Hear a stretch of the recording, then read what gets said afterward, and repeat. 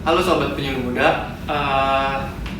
Alhamdulillah pada kesempatan kali ini kita ada berada di FKUB DKI Jakarta dan perwakilan dari kelompok saya kelompok 8 yang di sini kita akan membahas seputar tentang FKUB bersama Pak Ustadz dengan bernama Pak. Saya Dr. Robin Nur Hadi. Dr. Robin Nur Hadi. Oke. Bapak sendiri kalau boleh tahu apa sih itu FKUB, Pak? FKUB itu singkatan dari Forum Kerukunan Umat Beragama. Forum ini adalah wadah bagi seluruh majelis agama yang ada di Indonesia. Seperti di Islam itu ada Majelis Ulama Indonesia, lalu di Katolik ada Keuskupan Agung, kebetulan di Jakarta jadi Keuskupan Agung Jakarta. Lalu ada PGI untuk Kristen ya. Lalu ada Walubi untuk Buddha. Lalu ada PHDI untuk Hindu.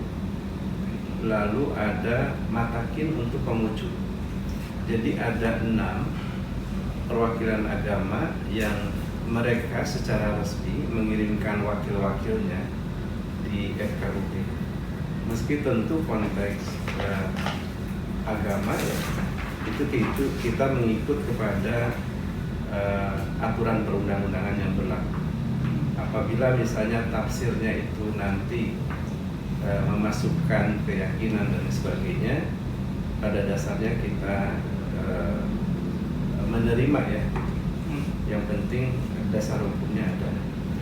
Yang kedua, FKUB itu pengurusnya ditetapkan oleh kepala daerah setempat. Kepala daerah setempat, Pak. Nah, misalnya FKUB DKI itu SK-nya gubernur DKI. Kan ada tuh Pak, beberapa yang di pembagian juga tuh, maksudnya yang di kayak di Jakbar sama kayak yang per Jakarta Utara, Jakarta Selatan, Jakarta Barat. Iya, jadi di Indonesia ini ada yang di level provinsi oleh gubernur, di tingkat kota oleh wali kota. Di Jakarta Barat itu ada SK-nya SK Wali Kota Jakarta Barat. Oleh karena itu FKUB meskipun komposisinya adalah masyarakat bukan PNS, tetapi karena negara berkepentingan memberikan tugas-tugas ke FKUB, maka FKUB didukung ya, terutama dari segi operasionalnya melalui dana hibah APBD. Itu mungkin ya, karena itu FKUB punya peran penting dalam ikut mendukung kerukunan umat beragama melalui salah satunya memberikan rekomendasi tempat ibadah, dan itu tidak hanya untuk satu agama tapi untuk semua agama. Nah, bagaimana kemudian dia memberikan rekomendasi, dia mengikuti ya, misalnya SKP Surat Kesepakatan Bersama Menteri nomor 8 dan 9 tahun 2006 ya. Juga dia biasanya juga mengikuti pergub ya. Kalau di DKI mungkin ada yang lain-lainnya, artinya diturunkan melalui peraturan kepala daerah setempat, biasanya berkaitan dengan keanggotaan, mungkin juga hal-hal lainnya seperti anggaran. Jadi bolehlah dibilang FKUB itu lembaga semi plat merah, bukan plat merah tapi semi plat merah. Itu gimana tuh Pak maksudnya semi plat merah? Semi plat merah itu karena apa yang dikeluarkan menjadi bagian dari prosedur hukum ya. Misalnya IMB tentang tempat ibadah ya, itu kan ranahnya pemerintah ya. Tapi untuk tempat ibadah dia mesti melalui rekomendasi FKUB. Rekomendasi FKUB menjadi bagian penting dari keluarnya izin mendirikan bangunan tempat ibadah. Berbeda kan dengan rumah atau gedung. Iya.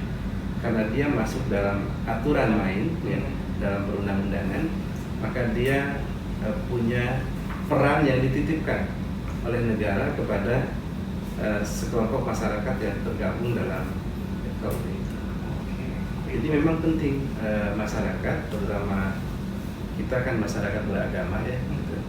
Kita harus mengetahui FKUB ini, dan kami atas nama pengurus FKUB DKI berterima kasih ke teman-teman nih ya, bantu kami menyampaikan kepada masyarakat bahwa kami ada ya untuk membantu ya. Garis bawahi membantu. Kok kenapa memberi rekomendasi, bukankah itu malah menyulitkan ya, birokrasi? Mendingan kan lebih baik tidak ada. Banyak kasus begini, orang mendirikan tempat ibadah, tapi karena tidak ada IMB-nya, rekomendasinya, maka jadi ribut di masyarakat.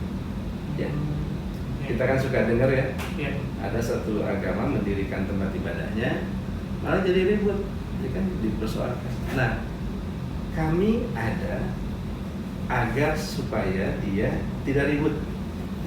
Maka pahami prosedurnya, kami beritahu, kami proses ya, dan selalunya ya itu, dengan adanya rekomendasi IMB itu keluar, maka nanti yang membackup adalah aparat pemerintah, aparat keamanan. Tentu lebih teknis jauhnya, mungkin ada satu sesi khusus tentang ini. Mungkin ini Pak, kan di FKUB juga kan ini Pak, mungkin nggak hanya menaungi masyarakat yang beragam juga dengan keagamaan ya. Mungkin ada nggak sih Pak program-program yang FKUB ini untuk membangun toleransi keagamaan itu untuk umat beragama tuh? Pasti. Kami ada pasti dengan mengedepankan toleransi. Justru lembaga yang secara formal ya, di mana para pemuka agama, orang-orang yang berbeda agama berkumpul. Kan kalau MUI orang Islam semua, iya. PGI Kristen semua, kan di FKUB itu semua. Kalau kami tidak toleran, kami tidak berkumpul. Maka juga tolong dicatat, kalau kita selama ini bergaul, berkumpul ya, berbeda agama, keyakinan, itu artinya kita toleran. Kalau nggak toleran, jangankan mau kumpul, ngelihat aja mungkin nggak mau.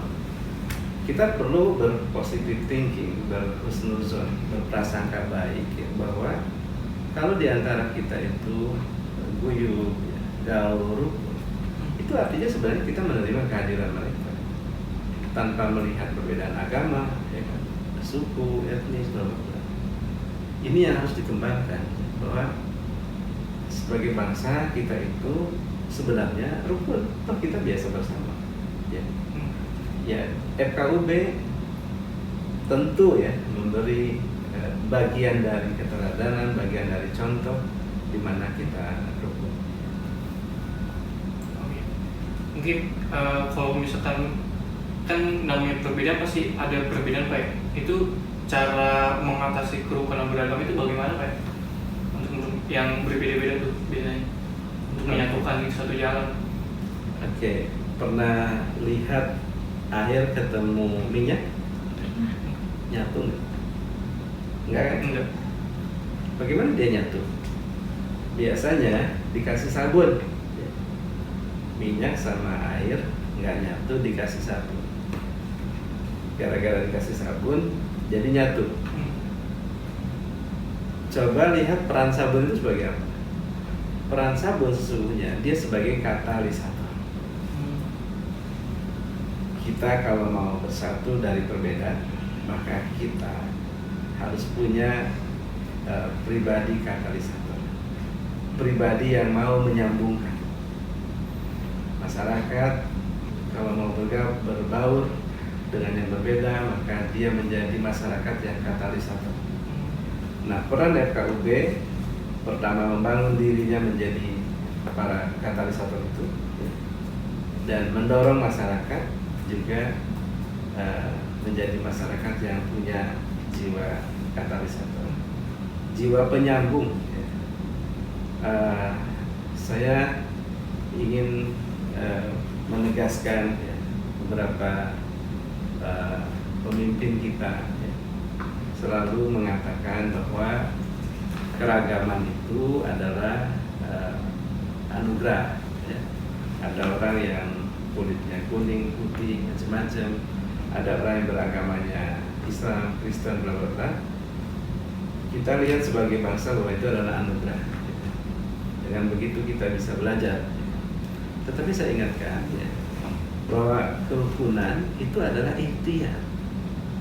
Jadi yang saya sebutkan tentang katalisator itu bukan yang tiba-tiba ada. Ada minyak, ada air, kan tinggal tiba-tiba. Mesti ada sabun yang dimasukkan. Maka rukun itu adalah ikhtiar. Kalau misalnya situasinya sedang tidak rukun, ya kita harus ikhtiarkan supaya dia kembali ke garis kerukunan. Kalau ada orang yang sedang tidak rukun, tidak damai, tidak toleran, jangan dikatain, jangan didukung menjadi lebih tidak rukun, menjadi lebih tidak toleran. Kita harus berada dalam posisi yang mau menyambungkan. Bagaimana supaya mereka sambung? Pahami yang satu, pahami yang satunya lagi. Lalu jangan provokasi, berikan pandangan yang membuat dia jadi memahami di antara keduanya. Semangat menyambungkan itu menjadi penting. Oke Bapak. Nah, peranan UKB itu juga kan Pak, dalam menjembati keberagaman agama itu bagaimana sih Pak dalam menjembatinya tuh? Oke. Kita kan kalau lihat jembatan ya, mesti bayangannya kalau sebelum ada jembatan maka ada yang terpisah. Kalau daratan, pemisahnya adalah sungai. Nah, dengan begitu ya, maka siapapun yang ingin menyambungkan, merukunkan, mentoleransikan, dia harus mengerti ujung mana atau kelompok mana yang akan disatukan. Lalu dia juga harus punya kemampuan membangun jembatan. Namanya jembatan kerukunan, jembatan pemahaman. Artinya juga perlu kita bisa memahami bagaimana itu. Dan di FKUB salah satunya misalnya kita punya namanya program Sabda. Sabda itu sekolah yang diajarkan oleh para pemuka agama bagaimana membangun kerukunan beragama, di mana di situ kita seperti mengajarkan orang membangun jembatan kerukunan. Ya, gitu. Kurang lebih lah, nanti kurikulum detailnya kita bisa diskusi secara khusus tentang itu. Tadi kalau boleh tahu, Sabda itu berarti sasarannya ke anak-anak sekolah Pak ya? Masyarakat secara umum, masyarakat. Ya, dari berbagai agama, di mana tentu kita berharap itu menjadi bagian dari orang-orang yang diharapkan bisa menjadi agen yang menyebarkan kedamaian dalam beragama, kerukunan dalam beragama, toleransi.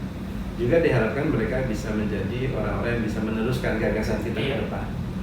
Kan nanti saya tua, teman-teman yang lain juga tua, ya perlu ada generasi berikutnya. Itu biasanya dilakuin di kapan ya Pak kalau bisa? Idealnya memang setiap tahun ada ya, tapi tentu terpulang pada anggaran. Oh, iya baik. Mungkin kita lanjut ke ini Pak. Dalam kasus misalkan gitu Pak, yang terjadi di Indonesia gitu kan, banyaknya intoleransi gitu yang bermacam-macam kan. Contohnya kayak yang terjadi di waktu itu di Riau gitu kan, intoleransi yang dimana tuh ada tuh, saya pernah lihat kasusnya gereja yang dibakar kalau nggak salah gitu ya, karena minoritasnya dia beragama di daerah tersebut gitu Pak. Nah, bagaimana tuh Pak cara menanganinya kasus-kasus jika yang terdapat di konflik di antar umat beragama tuh? Oke. Pertama saya mau meluruskan ya, bahwa kasus intoleransi itu sesungguhnya sedikit. Kenapa saya berani katakan itu? Karena pembandingnya adalah kelompok yang toleran yang jauh lebih banyak. Ya, tetapi mungkin karena media lebih senang mengungkap yang bad news is good news kan ya, maka seakan-akan itu lebih muncul. Tapi saya ingin katakan bahwa ini jumlahnya sangat sedikit dibanding kerukunan yang lebih banyak. Yang kedua, dimanapun kasus-kasus seperti itu terjadi, saya yakin ya, masalahnya seringkali tidak semata-mata muncul oleh sikap dasar bahwa masyarakat kita itu intoleran. Saya yakin tidak begitu. Selalu ada pemicunya berkaitan dengan komunikasi yang kurang baik dalam membangun tempat ibadah terutama. Kan tadi saya katakan FKUB itu ada untuk memastikan kerukunan beragama tercipta dan selalu pintu masuknya tempat ibadah.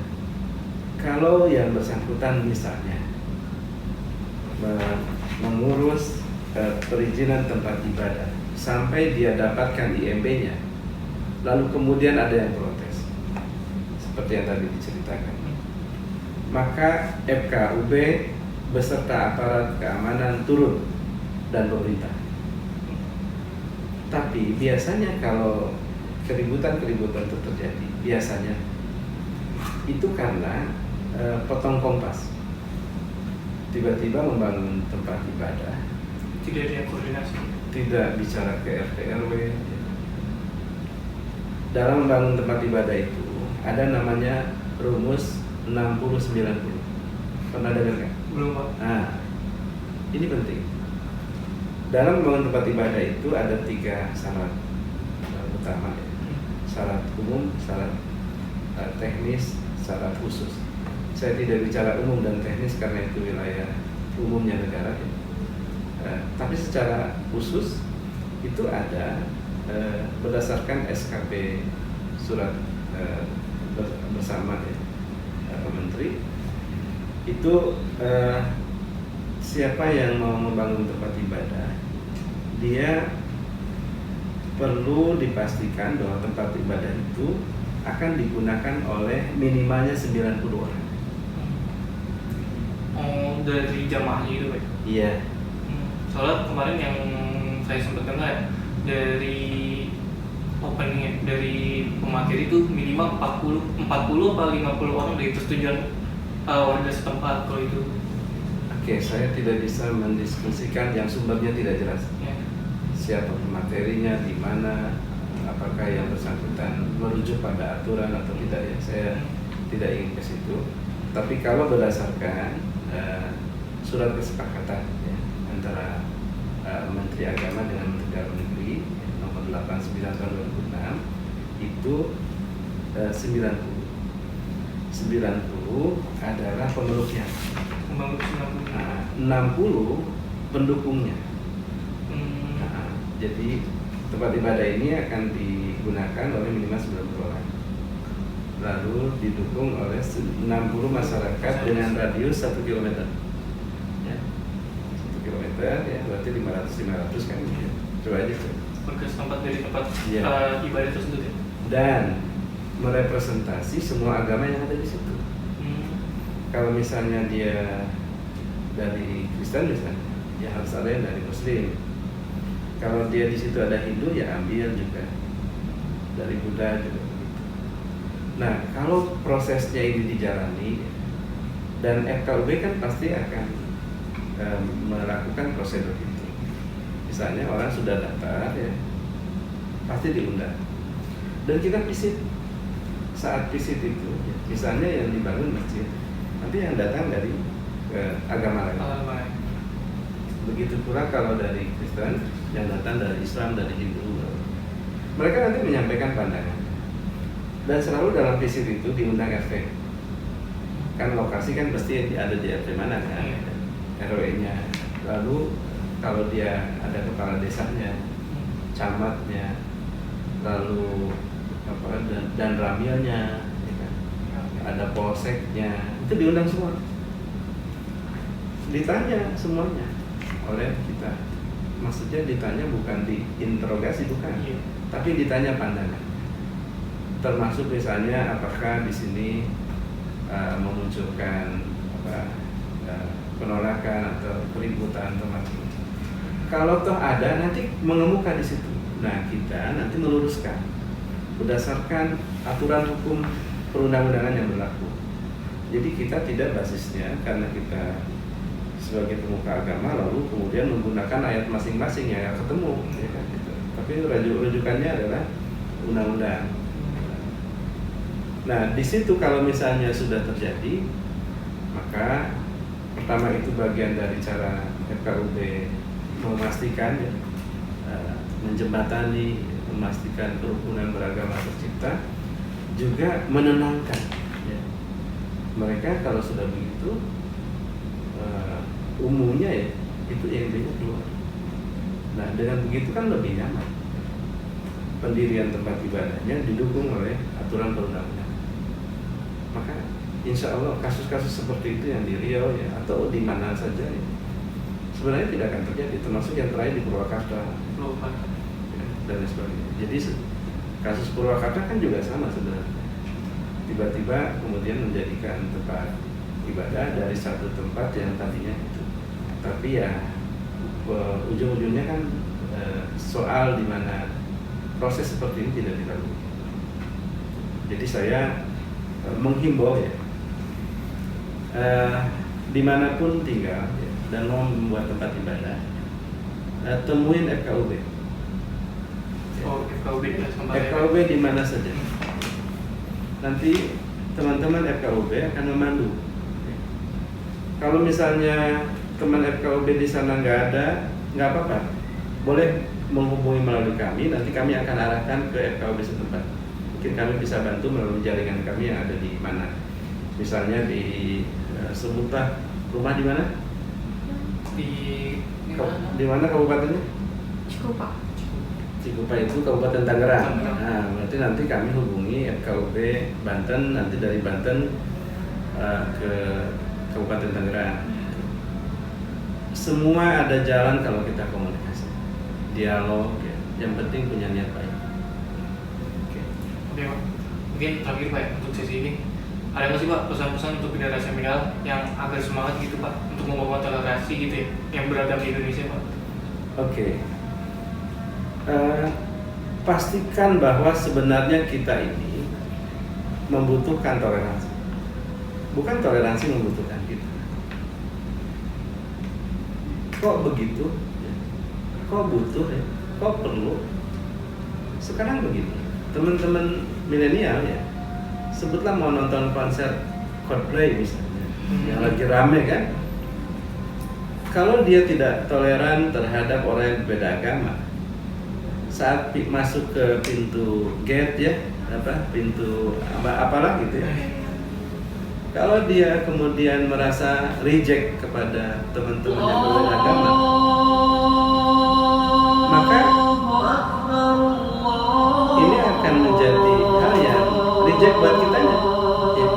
Oleh karena itu bangun toleransi di dalam diri kita supaya kita bisa mentoleransi yang lain dan membuat dunia menjadi senyum semuanya. Demikian.